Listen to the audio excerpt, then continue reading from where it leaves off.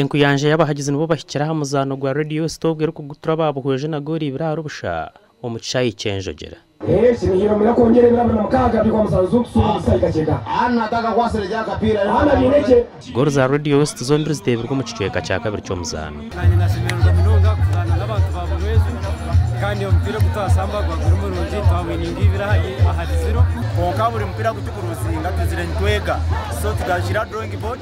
Bakerezensho bizitu ncherizo batawasingira ko mpira ogubire guryo murundi gwa Mashanje Radio West rukuzana na buhweju kandi Francis Mwijicoro MP wa buhweju county asimire nkwatanse ya Radio West hamwe n'abantu ba buhweju icyo kugira ngo umuntu bahagira ni umuntu mutuhagira nabo cyo kumwino mukorogwanyu yitwaye kwataramu twangu tubatwere umuzari y'abanyabuhweju nabahereze ntibiri mugende muzaguzo mwakogu abantu barye bashemerwe kandi nitwa hamukorogwe zakwatura kandi nokaraka abantu no kwizya ekiniro cyo mwakogwe ekiniro mirakongere ebirabe namukaga kutija kwatukacheka tuzakuza imyaka namukaga omuzano gugukirwa abantu batara bamwe na bamwe abarumwe mu Nyakatemba ka China hamwe no mweshongozi Sister Charity